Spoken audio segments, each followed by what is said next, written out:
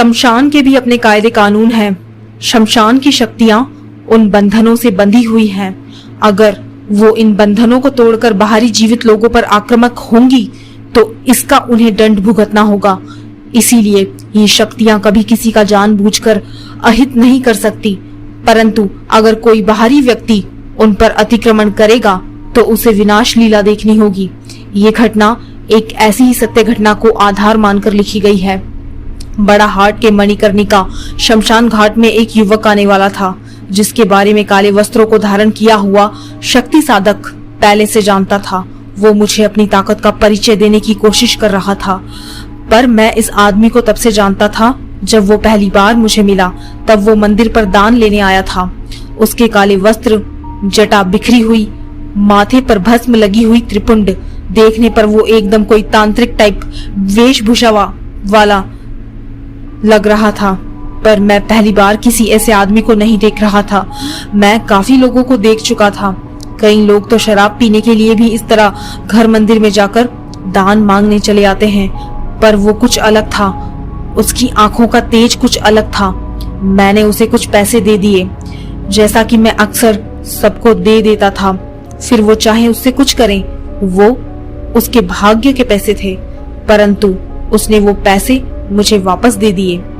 उसने वो पैसे नहीं लिए। फिर वो मंदिर के गेट के बाहर ही काली माता की मूर्ति के सम्मुख अन्नपूर्णा स्रोत का गुणगान करने लगा।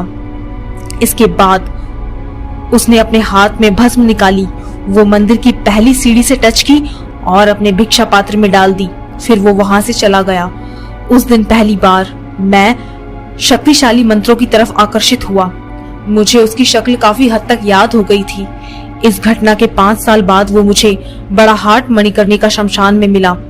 उसने मुझे पहचान लिया, मैं भी उसे पहचान गया। मैंने उसे प्रणाम किया। तब उसने कहा, तुम्हारी पिपासा और जिज्ञासा तुम्हें यहाँ खींच लाई। मैं जानता हूँ तुम क्या देखना चाहते हो। कुछ देर में एक युवक आएगा, तुम्हें मुझे कुछ टाइम देना होगा, लगभग 2 दिन। फिर तुमको मैं शमशान में मौजूद ताकतों की बस एक झलक दिखा सकता हूँ। इससे ज्यादा तुम्हारी समझ से बाहर है। मैंने पूछा, क्या आप अघोरी हैं? उसने नम्रता से कहा, शक्ति उपासक हूँ, देवी की आराधना करता हूँ। तभी एक युवक आया। उसने अपना नाम अजय बताया। वो काफी गंभीर मुद्रा में था, जैसे किसी बड़े संकट का सामना कर रहा हो। शक्ति साधक ने अपनी आंखों को बंद किया और ध्यान लगाकर कुछ बातें मेरे कान में बताई। उन्होंने कहा, इसका भाई प्रेतात्मा से पीड़ित है। इसके पीछे भी कारण है। वो अपने साथी के साथ बिना गुरु की आज्ञा के शमशानी शक्तियों को साधने चला था। अंत में उसने कहा, अब तुम इससे पूछो। मैंने उससे पूछा, क्या हुआ भाई, परेशान दिखाई पड़ते हो? अजय, जीवन में काफी परेशानियों को पार किया है, परंतु इस बार की दिक्कत कुछ अजीबोगरीब है। मेरे चचेरे भाई विमल को 2 माह से बुखार है। कोई भी दवाई फायदा नहीं कर रही। शहर के सभी अस्पतालों में उसका चेकअप किया जा चुका है, परंतु डॉक्टरों की पकड़ में उसकी बीमारी नहीं आ रही। उसके सभी रिपोर्ट्स नॉर्मल हैं। लड़का बस सूख सा गया है। 2 महीने पहले तक सब कुछ अच्छा चल रहा था। अचानक अमावस की अगली रात से उसे बुखार हो गया। डॉक्टरों से कुछ ना हो पाया तो आसपास के लोगों का शक ऊपरी बाधाओं पर गया, पर इसका भी कई पंडितों ओझा से पूजा पाठ करवाया, मगर कोई फायदा नहीं हुआ। स्थिति वैसी की वैसी है जैसे 2 माह पहले थी। मैंने उससे पूछा, तुम यहाँ कैसे आई? किसने और क्यों भेजा? अजय, यही पास के गौरी शंकर मंदिर के पुजारी के बेटे से इनका पता लिया और सीधे यहाँ चला आया। ये बड़े विख्यात हैं, ऐसे मामलों की तह तक जाते हैं। हम भी इसी आशा से आए हैं। अब मुझे तय करना था, आगे जाए या नहीं। शक्ति साधक उठा और अपने साथ मुझे भी चलने का इशारा किया। मैं उठा और उसके साथ चल दिया।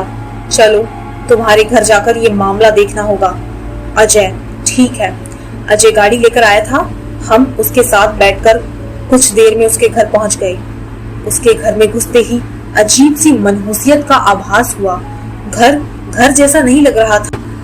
20-22 वर्षीय युवक विमल बिस्तर पर पड़ा था। बीमारी ने वाकई उसे बेहद कमजोर कर दिया था। उसकी माँ के आंसू रुकने का नाम ही नहीं ले रहे थे। शक्ति साधक पर इसका प्रभाव नहीं था, परंतु मेरा हृदय उसकी तरह पाषाणिक नहीं था। मैं नम आंखों से युवक की ओर देख रहा था। बीमार युवक का शरीर वाकई सूख चुका था। उसके शरीर में खून की कमी हो गई या फिर जीव भर के लिए जीव था। मेरा मन कचोट उठा। मैंने उसकी आंखों को निहारा तो मुझे उसकी आंखों में कुछ भी नजर नहीं आया, परंतु जैसे ही उस साधक ने उससे नजरें मिलाई तो विमल ने अपनी आंखें उससे हटाई और कसकर बंद कर ली, मानो वो उसकी ऊर्जा से घबरा गया था। साधक ने पूछा, कब से बीमार पड़ा हुआ है? उसकी माँ ने कहा, लगभग 2 महीने हो गए हैं बाबूजी। इसके मुंह का पानी तक सूख गया है। पता नहीं किसकी नजर लग गई। एक लौता लड़का है, जमीन जायदाद है, सब कुछ सही, ना किसी से दुश्मनी ना किसी से बैर, फिर भी लल्ला की ये हालत हो गई है। साधक, माँ जी, इसकी हरकतें वगैरह देखी, कुछ अजीब लगा आपको? उसकी माँ ने कहा, हाँ, पहले एकाएक बेसुध होकर गिर गया हमारा लल्ला। तभी अजय बोला, हमने डॉक्टर को दिखाया तो उसने कहा कुछ बीमारी नहीं है। फिर कुछ दिन बाद एक रात इसकी तबीयत देखने गए तो कमरे में ही नहीं था, घर में भी नहीं था, तो हमने इसे ढूंढने सड़क पर निकल पड़े। सड़क के किनारे ना जाने क्या कर रहा था, पूरा दिन बड़बड़ाता रहा। इसके बाद 2-3 दिन यही चलता रहा। घर में कैमरे रखवा दिए गए। तब हमें पता चला विमल आधी रात को आंखें बंद करके अजीब अजीब हरकतें करता है और बड़बड़ाता है। दिन में बुखार और रात में स्वस्थ आदमी की तरह दौड़ता है, उछल कूद करता है। इसे पकड़ने को 3-4 लोगों को एक साथ आना पड़ता है, तब जाकर कुछ काबू में आता है। शक्ति साधक, मैं समझ गया। कभी शमशान वगैरह गया ये लड़का? अजय, ना, बिल्कुल ना। ये तो घर से बाहर भी नौकरों के साथ निकलता है। पता नहीं कब ये सब शुरू हुआ। शक्ति साधक, आज शाम सब स्पष्ट हो जाएगा। शक्ति साधक के चेहरे पर रहस्यमयी मुस्कान उभर आई, जैसे वो सब कुछ जानता था। उसने मुझे बाहर आकर सब कुछ बता दिया।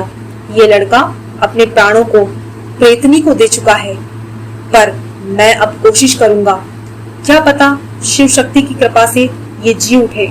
उसी शाम अजय से शक्ति साधक ने कुछ सामग्री मंगवाई और शाम को एक विशेष पूजन करने के लिए कहा। मैं और शक्ति साधक दोनों आपस में चर्चा कर रहे थे शमशान की शक्तियों के विषय में। मैंने पूछा, इस पर कैसी शक्ति ने कब्जा किया है? शक्ति साधक, वो आज रात को देख लेना, वो स्वयं हमें सब कुछ बताएगा।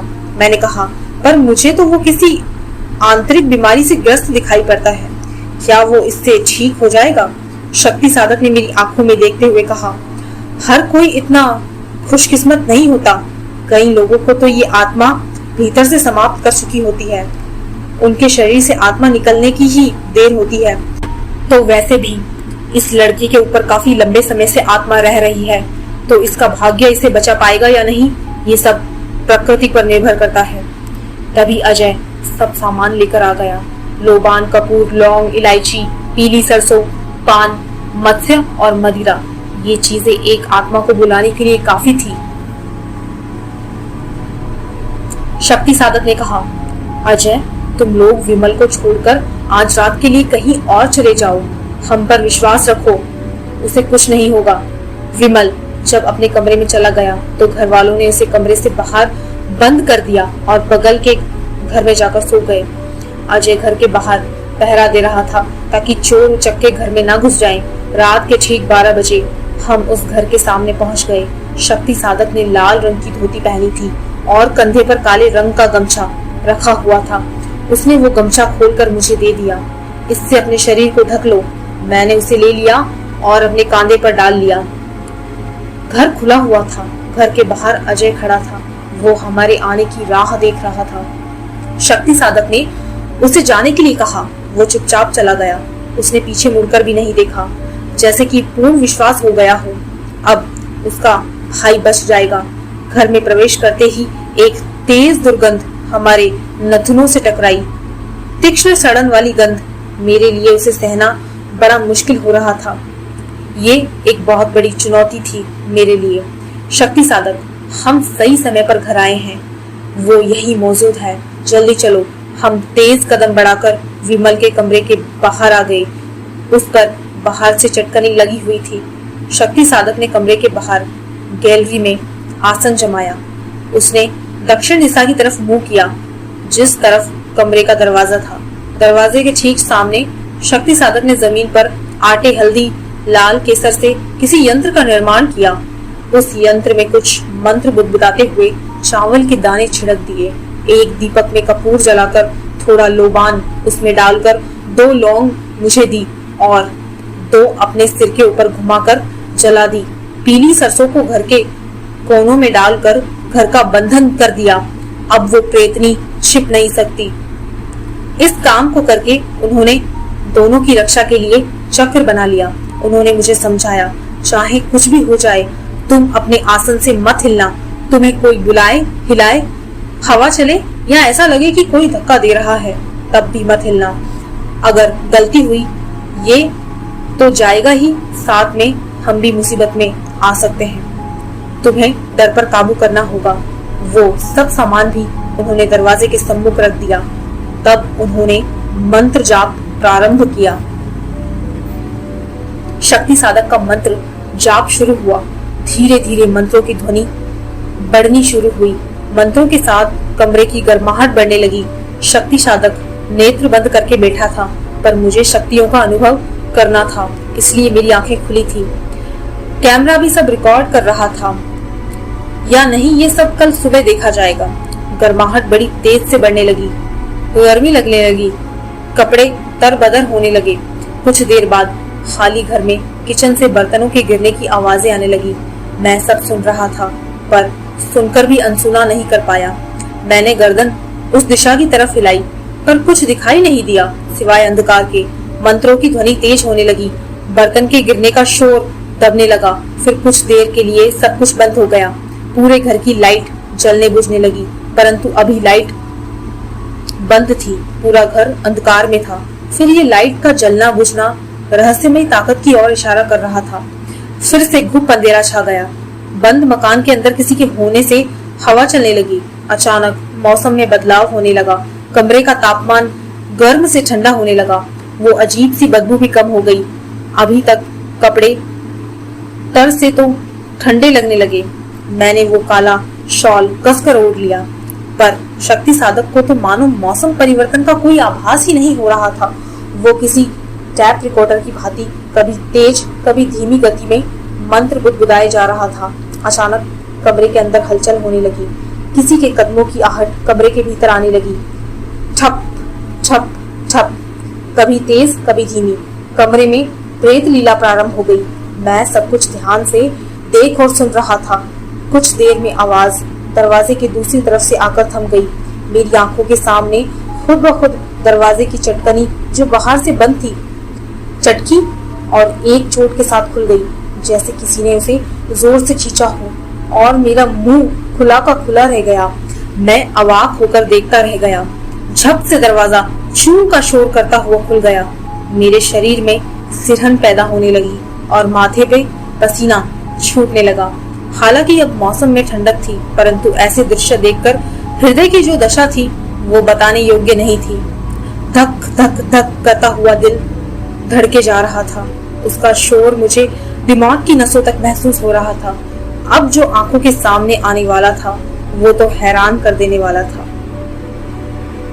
जो विमल अब तक बुखार के दर्द से बेड पर लेटा हुआ था, वो अब अपने हाथों के बल तेजी से चलता हुआ हमारी तरफ आने लगा।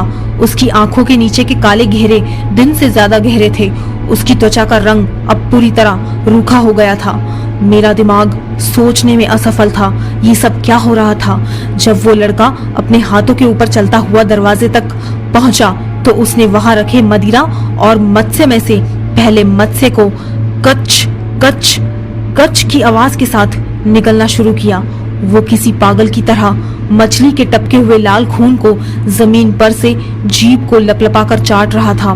उसके बाद उसकी नजरें मदिरा पर गई। वो अपने एक हाथ से बोतल पर पकड़ बना रहा था और दूसरे हाथ पर उसके पूरे शरीर का संतुलन था। गुट गुट गुट की आवाज के साथ एक सांस में वो सारी मदिरा पी गया। उसके साथ शराब की गंध चारों ओर फैल गई। उसकी नाक तक में शराब की बूंदें गई, पर उस पर इसका कोई असर न था। इतने में तो कोई आम आदमी नशे में इधर उधर गिरने। शक्ति साधक ने मंत्रों की आवाज तेजी से बढ़ा दी। वो मंत्रों की ध्वनि सुनकर भच्च की आवाज के साथ एक और गिर पड़ा। कुछ देर बेहोश रहने की अवस्था में उसके अंदर की छिपी शक्ति मंत्रों के कारण बाहर आने लगी। जितनी देर वो लड़का बेहोश था उतनी देर मुझे बहुत भयानक एहसास होने लगे। मेरे सामने से एक काली परछाई गुजर कर गई। वो कभी इस कमरे में तो कभी उस कमरे में। कदमों और लड़की के चिल्लाने की आवाज आने लगी। अचानक किचन के बर्तन गैलरी में आकर गिरने लगे। इससे हमें कुछ नुकसान नहीं हुआ। वो प्रेतात्मा बस मंत्रों के उच्चारण में बाधा उत्पन्न करना चाहती थी। अचानक से वो परछाई छत पर आकर उल्टे पैरों से चिपककर चलने लगी, जिसे देखकर मेरे हृदय की धड़कन और तेजी से बढ़ने लगी। मेरा शरीर डर के मारे कांपने लगा। कमरे में अचानक तूफान सा उठ गया और घर के दरवाजे खिड़कियां खुलने लगे, आपस में टकराने लगे। कई खिड़कियों के कांच चटक कर फर्श पर गिर गए। एक बार को तो लगा कि जीवन लीला यहीं समाप्त होगी, क्योंकि खिड़की के टूटे हुए कांच हवा में हमारी तरफ बढ़ रहे थे। वो कांच के टुकड़े किसी खंजर की तरह आगे से नुकीले तथा पैने थे। कांच के टुकड़े बस तेजी से हमारे ऊपर गिरने वाले थे। इससे पहले शक्ति उपासक ने उन टुकड़ों से बिना विचलित हुए जोर जोर से मंत्र पढ़ते हुए चावलों को बेहोश पड़े विमल के शरीर पर दे मारा।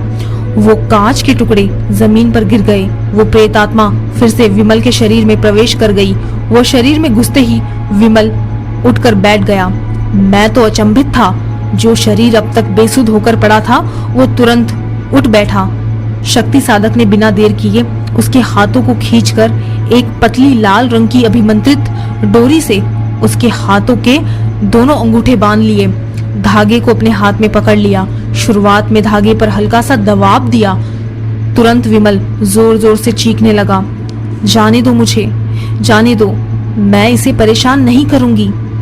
मैं उसकी आवाज, लहजा और बोलने के ढंग को देखकर हैरानी से उसको देखने लगा। शक्ति उपासक चिल्लाया, तू मुझे ढोंगी समझ रही है? तेरे सभी ढोंग अच्छी तरह से जानता हूँ। ये बता, पहले ये बात कितनों से कह चुकी है?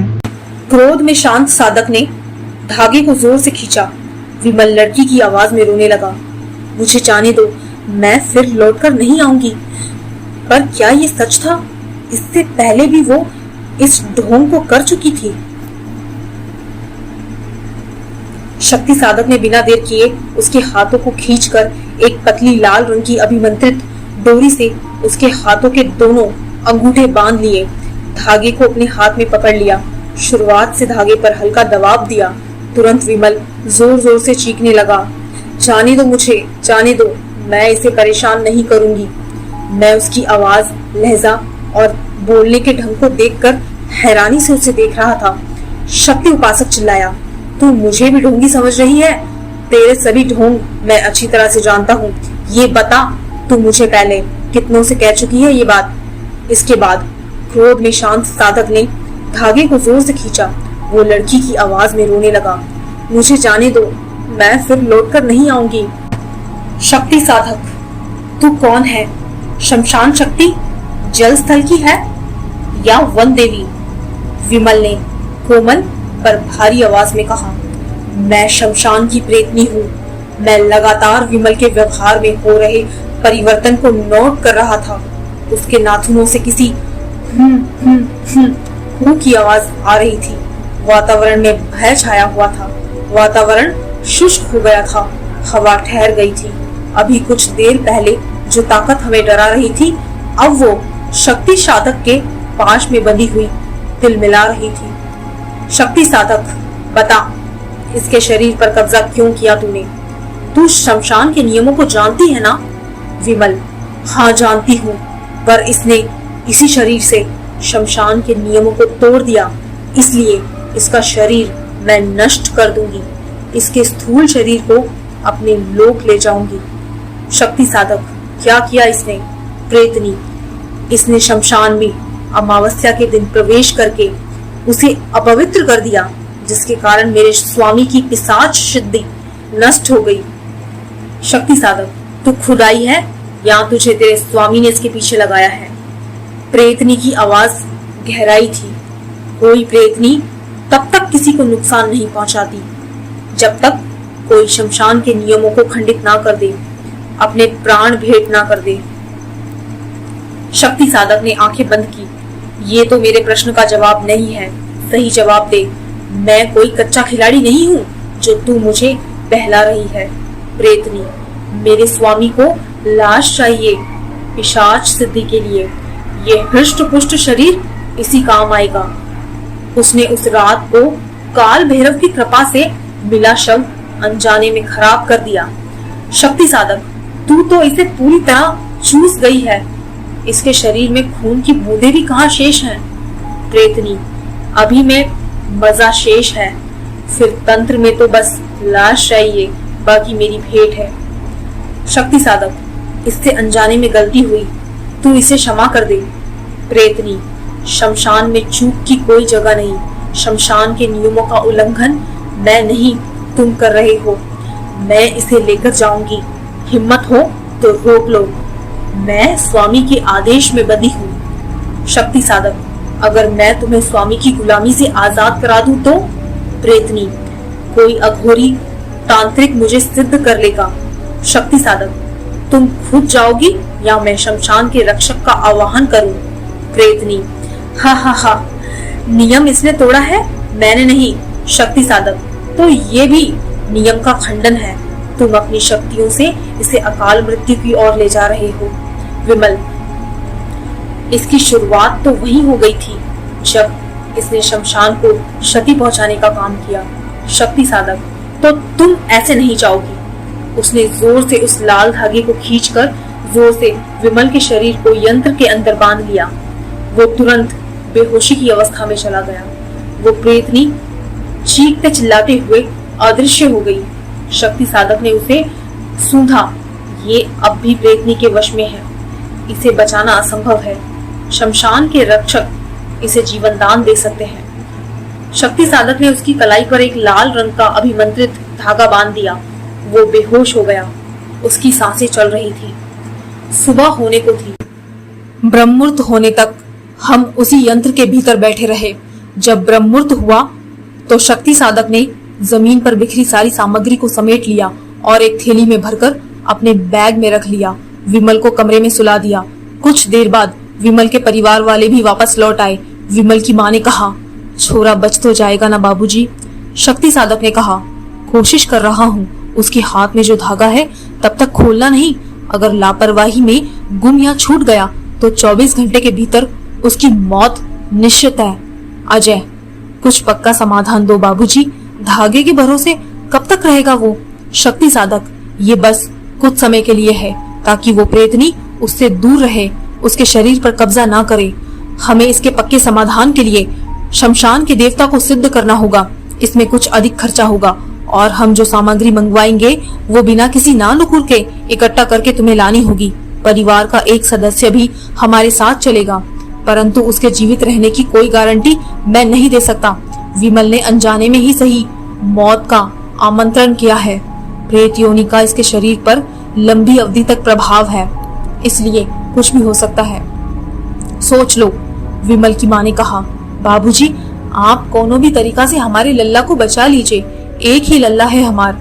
शक्ति साधक, कोशिश करेंगे देवी। शिव शंभू की कृपा हुई तो 100 साल जी जाएगा, नहीं तो 24 घंटा है। कल सूरज उगने से पूर्व सब समाप्त हो जाएगा। विमल की माँ, शुभ शुभ कहो बाबूजी, हमारे लल्ला को कुछ नहीं होगा। कहते कहते रोने लगी। तुरंत अजय बोला, मैं आ जाऊंगा आपके साथ शमशान। शक्ति साधक, आज शाम तक तुम 7 नदियों का जल, 21 फलदार पेड़ों की पत्तियां, 7 जगह की मिट्टी, 7 नदी की बालू, 1 घड़ा, दीपक, 7 अनाज, इत्र, मोगरा, धूप, गाय का घी, लोहे का खप्पर, 91 भोग, 11 मीठे पकवान लेकर मणिकर्णिका शमशान पर आ जाना। हम वही तुम्हारा इंतजार करेंगे। अजय, ठीक है बाबूजी, मैं सारा सामान लेकर वहीं आ जाऊंगा। शक्ति साधक और मैं दोनों वापस जाने को लौटे ही थे कि तभी मैंने सोचा जाकर कैमरा चेक कर लूं, कुछ रिकॉर्ड हुआ हो तो उसे भी देख लूं। शक्ति साधक ने मेरी आंखों में झांक कर कहा, जाओ, मन की पिपाशा शांत कराओ, पर तुम्हें कुछ नहीं मिलने वाला। मैंने कहा, ऐसा क्यों? शक्ति साधक, तुम जाकर देख कर आओ, सब समझ आएगा। मैं गया और कंप्यूटर पर रिकॉर्डिंग खोजने लगा। उसमें शुरुआत की सब घटनाएं रिकॉर्ड थी, परंतु जब मंत्र की ध्वनि शुरू हुई उसके बाद कंप्यूटर की स्क्रीन का पर्दा और आवाज दोनों बिगड़ने लगे। ना प्रेतनी की वो आवाजें रिकॉर्ड हो पाई थी और ना वो घटना चक्र। कुछ देर बाद वो पर्दा काला हो गया, जैसे किसी ने कैमरे के सामने कुछ लगा दिया हो। मेरा दिमाग चकराया। काफी देर दिमाग पर जोर डालकर सोचा, तब भी कुछ ज्ञात नहीं हुआ। हम वापस बड़ा हाट के मणिकर्णिका शमशान घाट लौट आए। मणिकर्णिका शमशान घाट के बगल में बहने वाली भागीरथी नदी में शक्ति साधक ने उस सामग्री को विसर्जित कर दिया। कुछ देर तक जल की ठंडी धारा के बीच स्नान किया और डुबकियां लगा। उसके बाद हमने शमशान के बाहर बनी चाय की दुकान पर बैठकर चाय की चुस्कियों का आनंद लिया। वही चाय वाले ने हमें 2 समोसे भी दिए। हमने चाय का आनंद लेते हुए समोसा निपटा दिया। वहीं घाट के बगल में काशी विश्वनाथ मंदिर था। ये मंदिर जितना शैव संप्रदाय के लिए महत्वपूर्ण था, उससे कहीं अधिक ये शाक्त संप्रदाय के लोगों के लिए महत्वपूर्ण बन गया, क्योंकि इस मंदिर के भीतर आदि शक्ति का जागृत पितंग त्रिशूल मौजूद है, जो एक बहुत बड़े आकार का त्रिशूल है, लगभग 26 फीट ऊंचा। इस पितंग त्रिशूल की खास बात यह है, अगर कोई इस त्रिशूल को घमंड में आकर हिलाने की कोशिश करेगा तो वो अपने पूरे शरीर का जोर लगाने पर भी उस त्रिशूल को नहीं हिला सकता। परंतु जैसे ही कोई सच्चे हृदय से उस त्रिशूल को अपने हाथ की तर्जनी उंगली से केवल स्पर्श मात्र करता है तो वो तेजी से हिलने लगता है। पितंग त्रिशूल जागृत अवस्था में है, ये इस बात का प्रमाण है।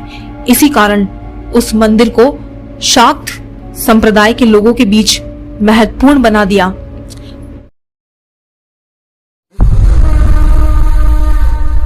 काशी विश्वनाथ मंदिर से दर्शन करके हम वापस बड़ाहाट की शमशान भूमि में पहुंच गए। वहां एक साथ कई सारी चिताएं एक साथ जल रही थी। उनका काला धुआं वातावरण में फैल रहा था।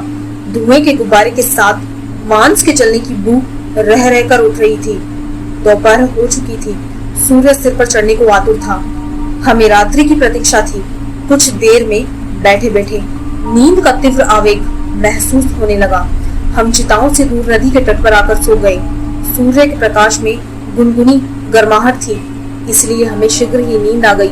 रात को नींद ना पूरी होने के कारण हम शीघ्र ही नींद के महासागर में गोते लगाने लगे। शमशान में असीम शांति थी। एक ऐसा एहसास जैसे शिशु को माँ की गोद में मिलता है। कई वर्षों के बाद ऐसा एहसास हो रहा था। धीरे धीरे सूर्य ढलने लगा। हवाएं तेज चलने लगी। ठंडी ठंडी हवाएं मेरे शरीर पर छूकर पार हो रही थी तो एक सिरहन पैदा हुई। जैसे ही मेरी नींद खुली, मैंने अपने आसपास नजरें मारकर साधक की तलाश की, परंतु ये क्या, साधक वहां मौजूद ही नहीं था। मैं उठा और शमशान के कोने कोने में उन्हें खोजने लगा। शमशान में वो कहीं नहीं मिले। फिर मैं जैसे ही शमशान से बाहर आ रहा था, मेरी नजर चाय की स्टॉल पर गई। वो 2 कप चाय का गिलास लेकर मेरी ओर आ रहे थे। लो, चाय पी लो। मैंने उनसे चाय का गिलास लिया और सुड़ सुड़ करके चाय का गिलास खाली कर दिया। अब शाम हो गई थी, परंतु थोड़ा थोड़ा उजाला मौजूद था। शमशान में जलने वाली चिताओं की अग्नि ठंडी पड़ चुकी थी, परंतु अंगारों के बीच से रह रहकर चिंगारियां कभी कभी निकलकर हवा में फैल रही थी। मांस के जलने की बदबू अब पूरी तरह से समाप्त हो चुकी थी। कुछ 1 घंटे के पश्चात वो शमशान घाट पूरी तरह सन्नाटे से भर गया। सब लोग चले गए। अंधकार घिरने लगा। शमशान में मौजूद पेड़ की पत्तियां सरसराहट की आवाज करने लगी। उस समय शक्ति साधक के सिवाय वहां केवल शमशान की देखरेख करने वाला आदमी मौजूद था, जो डंडे से अंगारों को उलट पलट कर रहा था ताकि शव की हड्डियां पूरी तरह से जल जाएं। कुछ देर बाद शक्ति साधक ने उसे कुछ पैसे देकर शमशान के बाहर भेज दिया। शक्ति साधक ने कहा, तुम कल सुबह आना, तुम्हारा काम समाप्त हो गया है। मुझे कुछ खास अनुष्ठान करना है। शमशान के गेट को अंदर से बंद कर रहा हूँ। तुम्हें कल सुबह यह जगह कुछ ऐसी ही मिलेगी जैसी अभी है। तुम्हारा यहाँ रहना ठीक नहीं है। तुम जाकर विश्राम करो। वो वहां से खिसक गया। शक्ति साधक ने अपने बैग से 4 अभिमंत्रित कमलगट्टों को निकाला। उसमें से 4 फूंक मारकर चारों को जमीन पर गिरा दिया। वो चिल्लाया, हे काल भैरव, हमें मार्ग दिखाओ। एक साथ वो कमल गट्टे उसकी हथेली से हलचल करते हुए शमशान की भूमि पर गिरे, अलग अलग दिशाओं में। 3 तो अपनी जगह स्थिर रहे, किंतु एक नदी की तरफ वाला लुढ़कता हुआ आगे बढ़ने लगा। मैं तो डर से शक्ति साधक के पीछे पीछे चलने लगा। एक तो शमशान, ऊपर से किसी वस्तु का ऐसे हिलना, मतलब दिमाग ही घूम गया। जब हल्के अंधेरे में ये संभव था तो रात में तो पता नहीं क्या घट सकता है।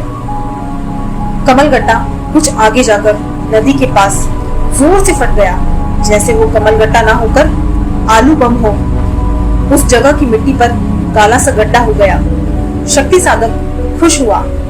काल भैरव ने आज्ञा दे दी है, यहीं पर यह अनुष्ठान होगा। उनकी निगाहों से एक बात तो स्पष्ट थी, रात को कुछ बड़ा घटित होने वाला था।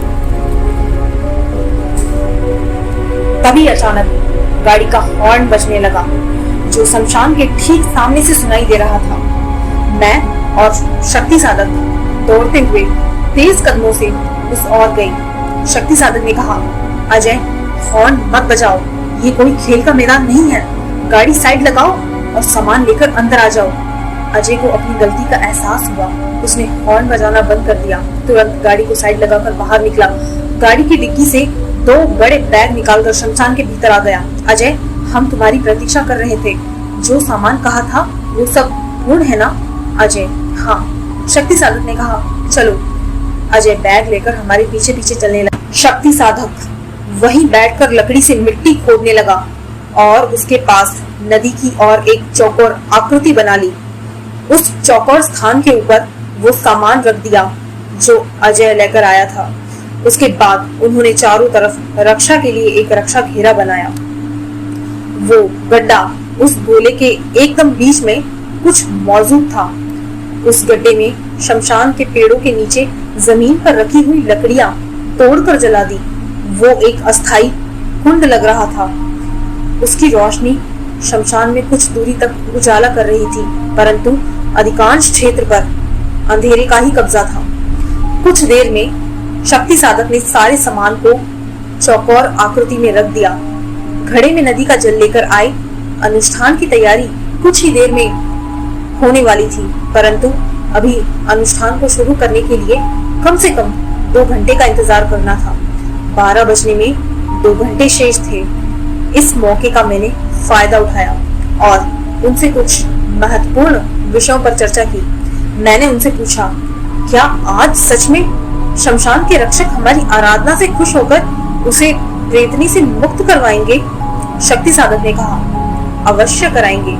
अगर कोई सच्चे मन से किसी विपत्ति को रोकना चाहता है तो प्रकृति उसकी सहायता अवश्य करती है। शमशान में रहने वाली शक्तियां हमें कुछ हानि पहुंचाएंगी या नहीं? मैंने उनसे पूछा। शक्ति साधक ने कहा, शमशान की शक्तियां हमें यूं ही नुकसान नहीं पहुंचाएंगी, बस वो डाकिनी अवश्य हमारा अनुष्ठान में विघ्न उत्पन्न करने की कोशिश करेगी, परंतु आज तो वो अधिक उत्पात नहीं कर सकती, पर वो कोशिश करेगी। हमारी साधना बंद, बाकी शक्तियों से हमारा कोई मतलब नहीं, क्योंकि शमशान में अनगिनत शक्तियां मौजूद होती हैं। इसमें अच्छी और बुरी दोनों तरह की शक्तियों का वास होता है। मैंने उनसे पूछा, किसी की मृत्यु हो जाने के बाद उसकी आत्मा का अच्छा स्वभाव होना या बुरा स्वभाव होना किस बात पर निर्भर करता है? शक्ति साधक ने उत्तर दिया, किसी मनुष्य की ऊर्जा का प्रभाव किस ओर होगा, ये इस पर निर्भर करता है। सूक्ष्म शरीर के स्वभाव, मृत्यु के समय मनुष्य की वासना अथवा कामना किस प्रकार की थी, ये इस बात पर निर्भर करता है। उसी प्रकार से स्थूल शरीर में ऊर्जा का निर्माण होता है। ऊर्जा सकारात्मक और नकारात्मक दोनों हो सकती है। क्या प्रेत योनि में भटकने वाली आत्माओं का पूर्व जन्म होता है? इस बात का निर्धारण भी हमारा सूक्ष्म शरीर करता है, क्योंकि सूक्ष्म शरीर के पास अनंत शक्तियां मौजूद हैं। उन शक्तियों को कई महापुरुषों ने जागृत किया है और वो मुक्त भी हो चुके हैं। कौन मुक्त होगा? अन्यथा जो आत्माएं मृत्यु लोक में भटकती रहती हैं, वो एक जन्म से दूसरे जन्म में लगातार चलती रहती हैं। ये एक चक्र है। ये चक्र को खंडित करने के लिए मोक्ष ही एकमात्र उपाय है क्या? भटकने वाली आत्मा का ऊर्जा स्तर निम्न होता है। असल में मुक्ति का अर्थ ऊर्जा के उस स्तर तक पहुंचना है। डब प्राण प्रकृति में मुक्त हो। इसी चर्चा में साधना का समय हो चुका था। पूरे शमशान में एक अनंत शांति स्थापित हो चुकी थी। शमशान में केवल वो अंगारे धधक रहे थे जो उन चिताओं पर मौजूद थे। इसी के साथ शक्ति साधक की साधना भी प्रारंभ हो गई। हम तीनों गोले के अंदर बैठे हुए थे। हमारे सामने वो सभी सामग्री मौजूद थी जो अजय लेकर आया था। कुछ देर में शक्ति साधक ने अपनी आंखें बंद करके मंत्रों का उच्चारण शुरू किया। ये मंत्र कल की साधना के बिल्कुल विपरीत थे, मेरे लिए कुछ अलग और नए। लगभग घंटे भर के मंत्रोच्चारण के पश्चात नदी में कुछ हलचल होने लगी। नदी की धारा के बीच एक शव बहता हुआ हमारी तरफ आ रहा था।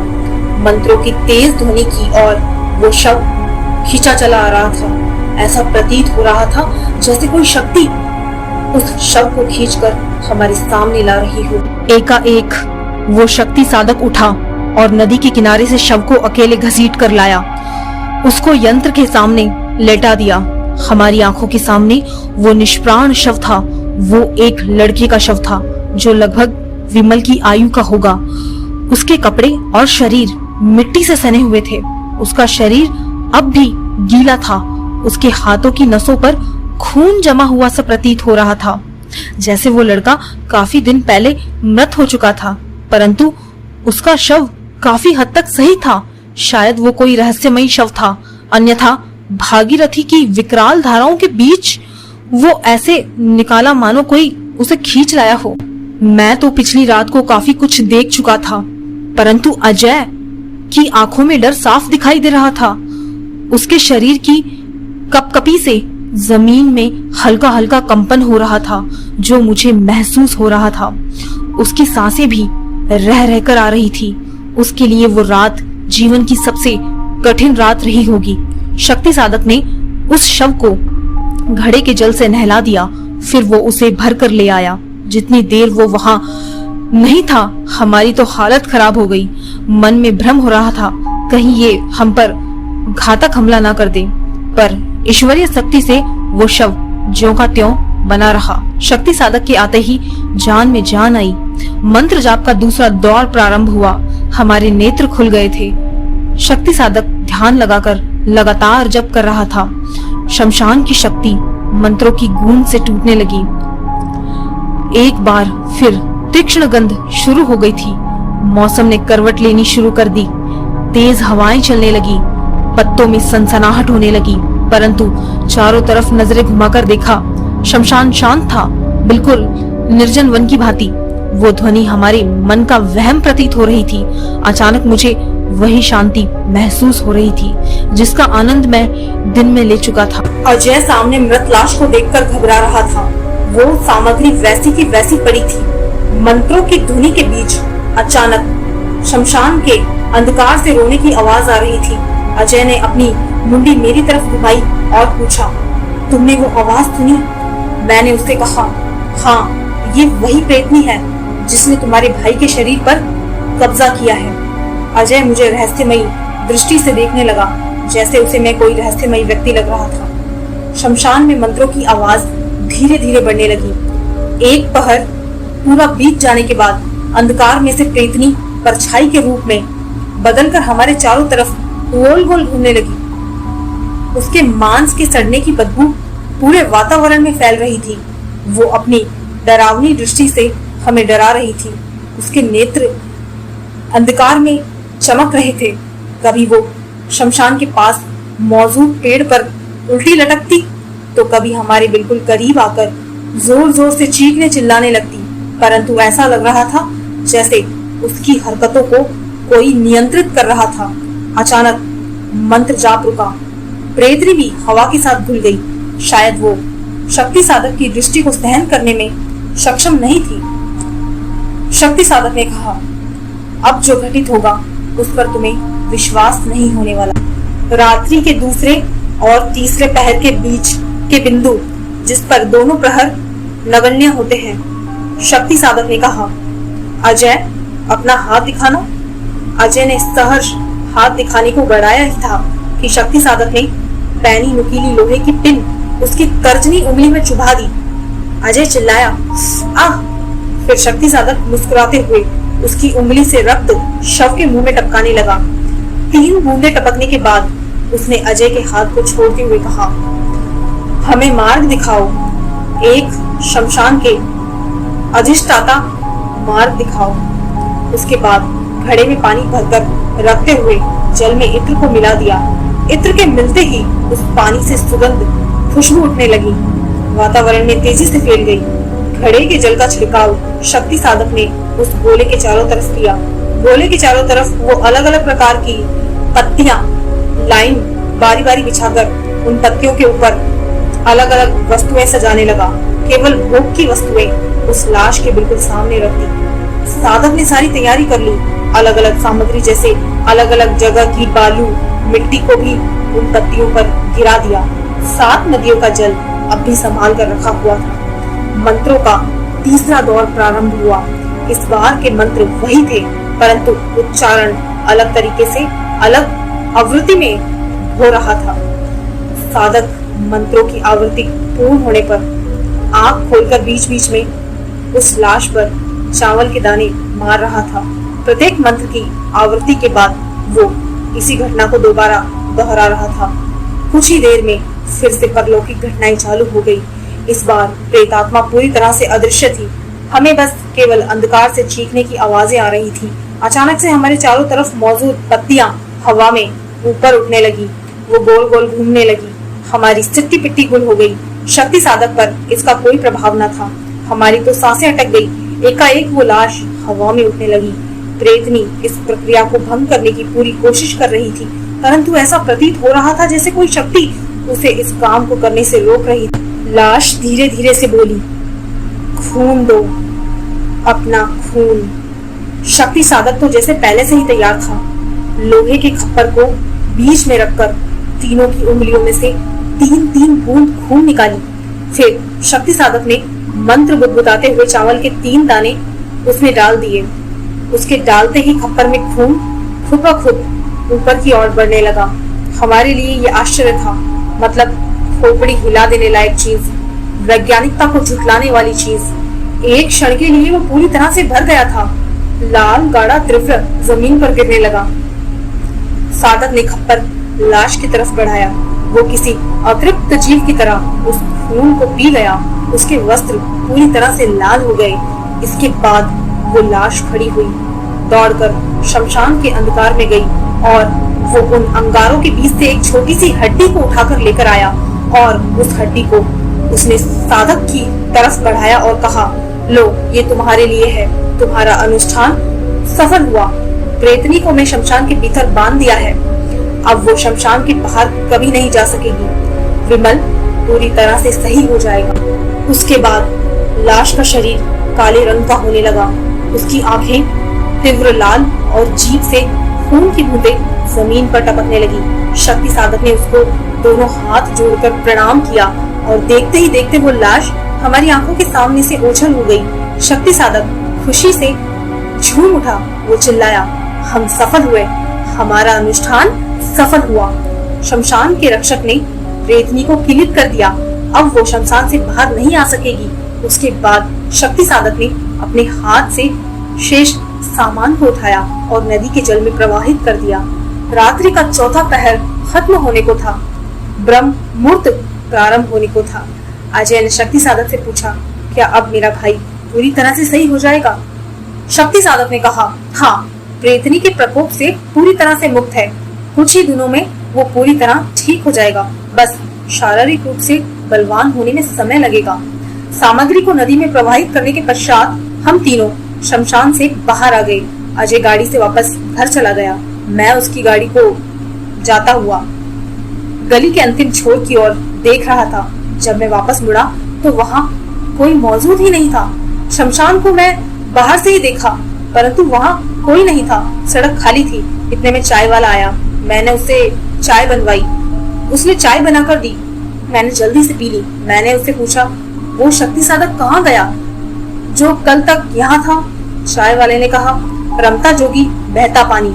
मैं समझ गया, साधना में रत योगी का कार्य सिद्धि के बाद रुकने का कोई अर्थ नहीं। कुछ दिनों के बाद विमल के घर गया। सब सही हो चुका था। वो काफी स्वस्थ था।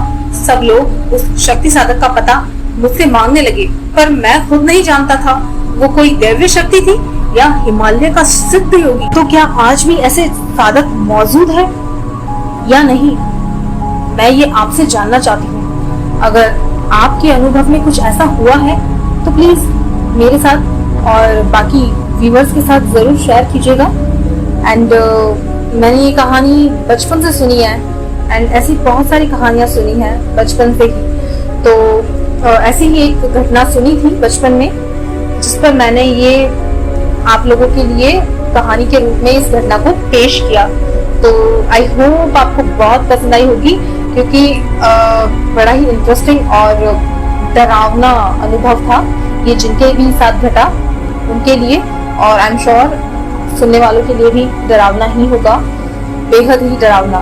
तो अगर आप चाहते हैं कि मैं ऐसी ही सत्य घटना और स्टोरीज, या फिर यूँ कह लीजिए कि सत्य घटना स्टोरीज के रूप में आपके लिए लाती रहूं, साथ में अपने कुछ एक्सपीरियंस आप लोगों के साथ शेयर करती रहूं, जैसे कि पिछला जो अमावस्या वाला मेरा एक्सपीरियंस था, मैं इस वीडियो के फर्स्ट पार्ट में बता चुकी हूँ, कहानी के फर्स्ट पार्ट में। अगर आपने नहीं देखा है तो प्लीज जाकर देख लीजिए। और बहुत कुछ है जो मैं आप लोगों के साथ शेयर करना चाहती हूँ, अभी तो बस शुरुआत है। तो प्लीज प्लीज प्लीज जल्दी से चैनल को सब्सक्राइब कर लीजिए, क्योंकि वो पैरानॉर्मल वर्ल्ड को लेकर वो चीजें जो आपको कोई नहीं बताएगा, एंड यूट्यूब पर आप पूरा यूट्यूब छान लोगे तब भी आपको जानने को नहीं मिलेगी। वो सारी चीजें मैं आपको इस चैनल के माध्यम से बताने जा रही हूँ। तो प्लीज मेरी आपसे रिक्वेस्ट है, मुझे सपोर्ट कीजिए ताकि मैं हिम्मत करूं इन डरावने अनुभवों को आपके साथ शेयर करने की। तो आज के लिए बस इतना ही। मिलते हैं अगली वीडियो में ऐसे एक और इंसिडेंट के साथ, ऐसे एक और रियल हॉरर इंसिडेंट के साथ, और मेरे कुछ एक्सपीरियंस भी मैं आप लोगों के साथ शेयर करती रहूंगी। तब तक के लिए bye, take care, good night.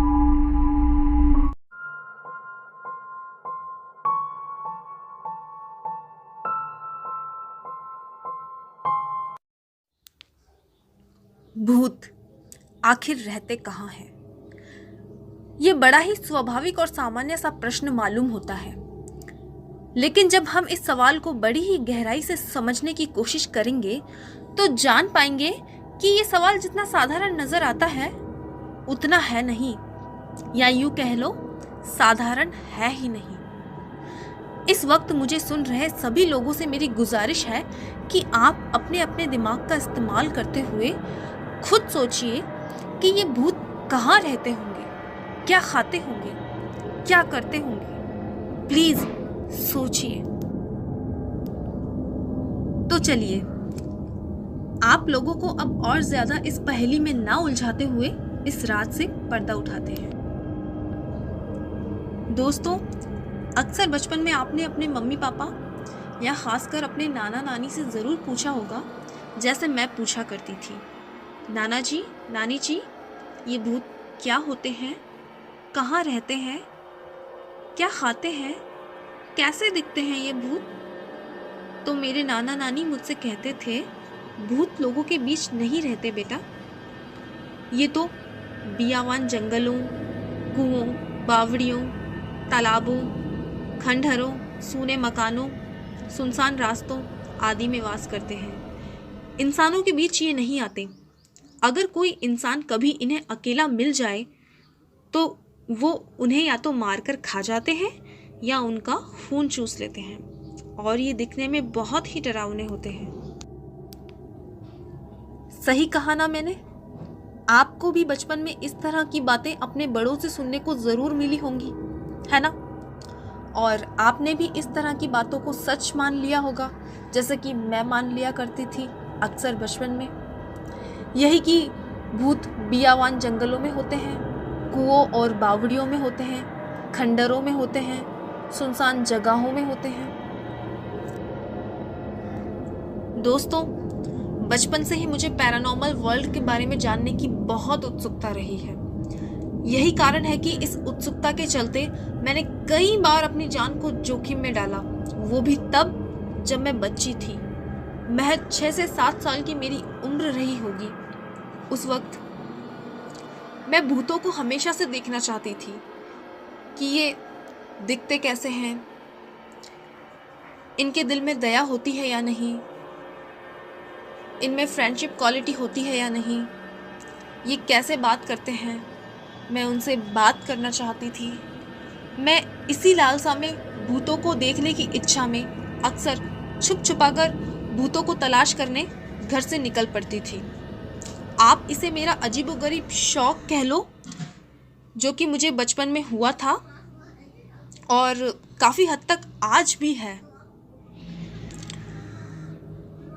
मैं अक्सर भूतों को तलाश करने ऐसे खंडरों में जाया करती थी जो काफ़ी समय से वीरान पड़े थे, और अच्छे से उन खंडरों का चप्पा चप्पा छान लेती थी। सीढ़ियों के ऊपर, सीढ़ियों के पीछे, हर जगह ढूंढ लिया करती थी। ऐसा नहीं है कि मुझे डर नहीं लगता था, डर लगता था, बहुत डर लगता था। डरते डरते, कांपते हुए उन्हें तलाशती थी, पर मुझे कुछ नहीं मिलता था। कभी कभी तो मैं डरते डरते ये आवाज़ भी लगाया करती थी कि कोई है यहाँ। अगर कोई है तो सामने आए, मुझे दिखाई दे। मैं आपसे मिलने आई हूँ, मुझे आपसे बात करनी है। अगर कोई है तो प्लीज़ सामने आए। लेकिन कोई फ़ायदा नहीं, कोई मेरे सामने नहीं आता था, कोई मुझे दिखाई नहीं देता था। कोई दिखाई नहीं देता था मुझे उन वीरान सुनसान पड़े खंडरों में। आखिरकार अंत में मुझे खाक छानकर वहां से निराश होकर लौटना पड़ता था। और एक खास बात, अगर मुझे कहीं भी जाना होता था, जैसे कि मैं किसी खेतों वाले रास्ते से गुजर रही हूँ या किसी सुनसान रास्ते से गुजर रही हूँ और उस रास्ते में कोई सूखा कुआं पड़ता हो, तो दूर से मैं उस कुएं को देखकर खुशी के मारे दौड़ते हुए उस कुएं के नज़दीक जाया करती थी और फटाक से बिना संभले उस कुएं में झांकती थी कि कहीं मुझे कुएं में कोई जिन नज़र आ जाए। क्योंकि मैंने अक्सर किस्सों कहानियों में सुना था कि कुओं और बावड़ियों में जिन जिन्नातों का वास होता है। अक्सर मेरे नाना जी मुझे राजा भोज की एक कहानी सुनाया करते थे, जिसमें राजा भोज ने एक बावड़ी में निवास करने वाले जिन को मार भगाया था। वो भी उसी की बावड़ी में घुसकर राजा भोज ने उसे परास्त किया था। कभी कभी तो ऐसा होता था कि कुआं बहुत पुराना और बहुत गहरा है। इतना पुराना है कि उसके ऊपर की बाउंड्री पूरी तरह से टूटकर ज़मीन में मिल चुकी है, और उसको मुझे पूरा झांकने के लिए उस ज़मीन पर लेट जाना होता था, और फिर मैं देखा करती थी कि उसकी गहराई कितनी है और उसके अंदर मुझे कुछ नज़र आता है या नहीं। तो आप खुद सोचिए, एक तो इतना गहरा और सूखा कुआं, और वो भी विदाउट बाउंड्री, और एक महज 6 से 7 साल की बच्ची लेटकर उसे देखती है, उसमें झांकती है। अगर ज़रा भी हाथ या पैर फिसला तो गए सर के बल। खैर, मेरे घर के आसपास कोई बियावान जंगल नहीं था, नहीं तो मैं वहाँ भी चली जाती। इतनी मशक्कत करने के बाद भी मुझे भूत नाम की कोई चीज़ दिखाई नहीं दी। फिर मैंने सोच लिया कि मेरे नाना नानी सही कहते हैं, भूत प्रेत सिर्फ बियावान जंगलों में ही होते होंगे। आपको भी यही लग रहा होगा, है ना? पर दोस्तों, यकीन मानिए, ऐसा नहीं है। हमारे मम्मी पापा, हमारे ग्रैंडफादर, ग्रैंडमदर हमें जो बताते हैं, हमें जो कहानियाँ सुनाते हैं, वो काफ़ी हद तक सही भी होती हैं। लेकिन भूत प्रेत सिर्फ बियावान जंगलों में होते हैं, ये बात बिल्कुल गलत है, बिल्कुल। क्योंकि इसका सच मेरे ग्रैंडफादर और मेरी ग्रैंडमदर को भी नहीं पता था। अब आप सोच रहे होंगे कि ये लड़की क्या बोल रही है, ये अपने बुजुर्गों से भी ज़्यादा जानती है, वो बुजुर्ग जिनके पास पूरे जीवन का अनुभव होता है। ऐसा ही एक सवाल मेरे मन में भी उठता है, मेरे साथ ही ऐसा क्यों हुआ? ये सवाल मैं अपने आप से करती हूँ, अपने भगवान से करती हूँ। क्यों हुआ मेरे साथ ऐसा? आखिर क्यों? जिस चीज़ के बारे में मैं बचपन से जानना चाहती थी, वो चीज़ बचपन से तो मेरे साथ नहीं घटी, और अब जब मैं बड़ी हो चुकी हूँ, उन बातों को भूल चुकी हूँ, नहीं जानना चाहती, नहीं देखना चाहती ऐसी किसी दुनिया की चीज़ों को, तब जाकर ये चीज़ अचानक मेरे साथ घटित हो जाती है। मेरे सारे सवालों के जवाब मुझे मिल जाते हैं, लेकिन इन सवालों के जवाब की मुझे बहुत भारी कीमत चुकानी पड़ती है। मुझे इतनी कम उम्र में ऐसे पैरानॉर्मल एक्सपीरियंस हुए हैं जो कि लोग अपनी पूरी उम्र तक नहीं कर पाते। वो सवाल जो कल तक मेरे लिए पहेली बने थे, आज उन्हीं सवालों के जवाब मैं आप लोगों को बताने जा रही हूँ। तो आइए जानते हैं इस गूढ़ रहस्य को। आगे बढ़ने से पहले मैं आपको बता दूं कि मेरा चैनल कोई हॉरर स्टोरी चैनल नहीं है जहां लोग स्क्रिप्टेड स्टोरी सुनाते हैं। जो मेरे चैनल पर रेगुलर हैं उन्हें ऑलरेडी पता होगा। मेरे इस चैनल को बनाने का उद्देश्य ही लोगों को वास्तविकता से परिचित कराना है। यहाँ मैं वो सारी परलौकिक घटनाएं आप लोगों से साझा करूँगी, आप लोगों के साथ शेयर करूँगी जो मेरे जीवन में घटित हुई हैं, जो कि वास्तविक है, जो कि वास्तविकता है। दोस्तों, अगर आप लोगों में से कोई ऐसे हैं जो बहुत ज़्यादा डरते हैं तो आप वीडियो यहीं रोककर जा सकते हैं, कोई प्रॉब्लम नहीं है। और जो लोग जानना चाहते हैं वो मेरे साथ रेगुलर बने रहें।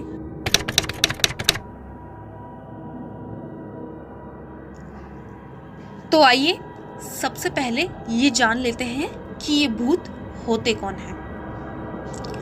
हमें इस बात को समझना होगा कि इनमें और हम में ज़्यादा फर्क नहीं है। जी हाँ दोस्तों, इनमें और हम में ज़्यादा फर्क नहीं है। हम शरीरधारी आत्माएं हैं और ये बिना शरीरधारी आत्माएं हैं। हमारी शक्तियाँ सीमित हैं क्योंकि हमारी आत्मा इस पंच तत्व से बने शरीर तक सीमित है। लेकिन जब हमारा ये शरीर नष्ट हो जाता है तब हमारी आत्मा की कोई सीमा नहीं होती। इसकी शक्तियाँ असीमित हो जाती हैं। हवा के एक झोंके की तरह आत्मा कहीं भी आ जा सकती है मिनटों में।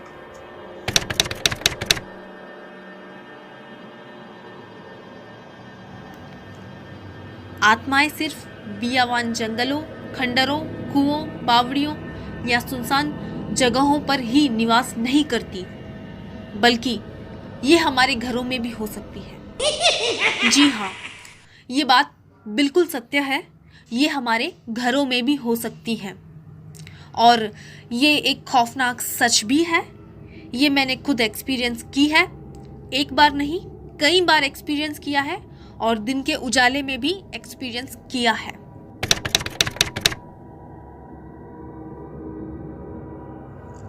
वैसे तो ये आत्माएं हमारे घरों में किसी भी कोने में हो सकती हैं, पर खासकर गंदी और मलिन किस्म की आत्माएं घर के बाथरूम और टॉयलेट में ही वास करती हैं। जी हाँ, ये सत्य है और प्रमाणित है। यही कारण है कि प्राचीन काल में लोग अपने घरों में टॉयलेट नहीं बनवाया करते थे। वो फ्रेश होने के लिए हमेशा बाहर या खेतों में जाया करते थे।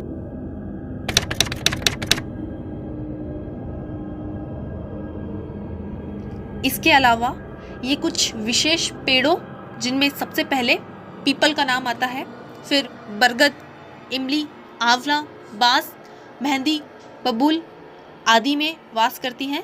इसके अलावा अन्य और भी ऐसे कुछ पेड़ हो सकते हैं जहां इनका वास होता हो।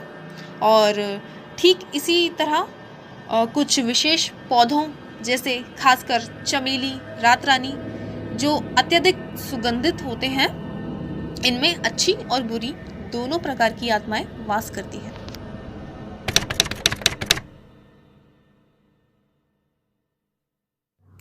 अक्सर हमें मूवीज में भूतों के नाम पर रंग बिरंगे, दबे कुचले, डरावने, जले हुए, खून से सने चेहरे दिखाए जाते हैं। ये वास्तविकता नहीं है दोस्तों, ये कोरी बकवास है। प्रेत आत्माएं जो कि रूहें हैं, एक तरह की हवा, ये बिल्कुल उस तरह दिखाई देती है जैसे कि हमारी परछाई, एक ब्लैक ऑरा।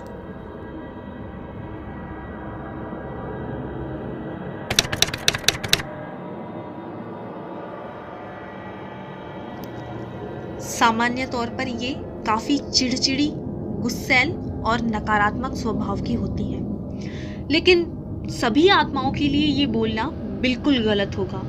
जैसा कि आप सबको पता है कि इस दुनिया में हर चीज के दो पहलू होते हैं, नकारात्मक और सकारात्मक, नेगेटिव एंड पॉजिटिव, अच्छा और बुरा। यानी कि साफ है, आत्माएं भी दोनों प्रकार की होती हैं, अच्छी और बुरी। कुछ बुरी आत्माएं होती हैं जो लोगों का बुरा करती हैं, लोगों के शरीर में प्रवेश कर उन्हें परेशान करती हैं, उनके घर वालों को परेशान करती हैं, दुख पहुंचाती हैं। ये वही आत्माएं होती हैं जिनसे जीते जी किसी की भलाई नहीं होती और मरने के बाद भी लोगों का बुरा ही करती हैं।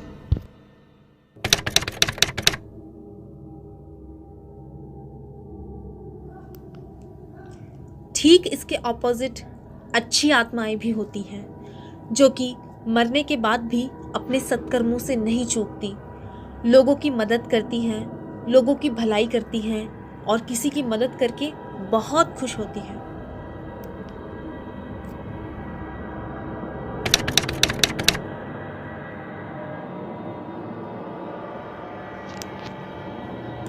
अगर आप सात्विक हैं, आपकी भगवान में रुचि है, आपकी भगवान में आस्था है, अगर आप डेली भगवान की पूजा पाठ करते हैं और आप मीट, मांस, अंडा, शराब आदि का सेवन नहीं करते, या यूं कह लो कि किसी जीव की हत्या नहीं करते, तो आपको किसी भी भूत प्रेत से डरने की कोई ज़रूरत नहीं है।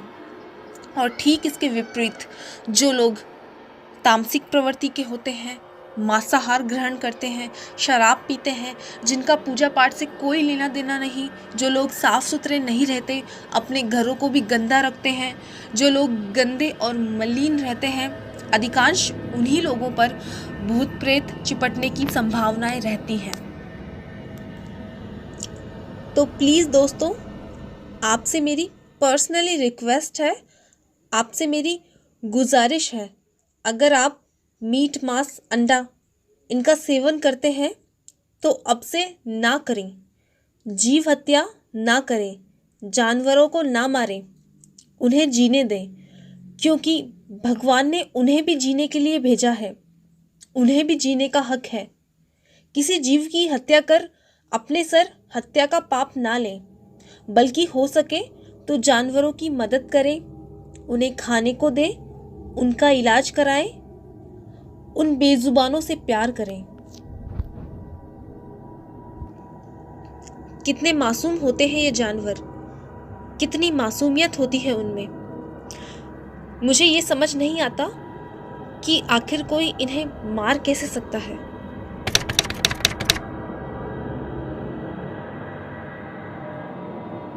साथ ही रोज स्नान करें, भगवान की भक्ति करें, ताकि आप सात्विक ऊर्जा से जुड़ सके और ये नकारात्मक ऊर्जाएं आपका कुछ ना बिगाड़ सकें। भगवान के भक्तों से तो भूत भी थरथर कांपते हैं। अगर आपको ज्यादा ही डर लगता है तो आप राम भक्त बजरंगबली की भक्ति करें, रोज सुबह शाम हनुमान चालीसा और बजरंग बाण का प्रयोग करें। देखिए फिर आपका डर कैसे छूमंतर हो जाता है, बल्कि उल्टा भूत प्रेतों को आपसे डरना पड़ जाएगा। बजरंगबली यानी वो महाशक्ति जिनके सिर्फ हाकने से तीनों लोग कांप जाते हैं। और साथ ही दोस्तों, हो सके तो किसी का भला ही करें, गलती से भी किसी का बुरा ना करें, क्योंकि अच्छाई में जो शक्ति है वो बुराई में नहीं हो सकती। और अगर आप जानना चाहते हैं मेरी आप बीती कि आखिर मेरे साथ ऐसा क्या हुआ, क्या आप जानना चाहते हैं दर्द की कहानी, दर्द की जुबानी, एक विचित्र लेकिन दिल दहला देने वाली सत्य घटना, तो कमेंट करके जरूर बताएं। संकट कटे मिटे सब पीरा, जो सुमिरे हनुमत बलबीरा। तो इसी तरह निरंतर जपते रहिए हनुमान जी का नाम। Bye bye, take care and good night. और प्लीज सोते वक्त बिल्कुल मत डरिएगा।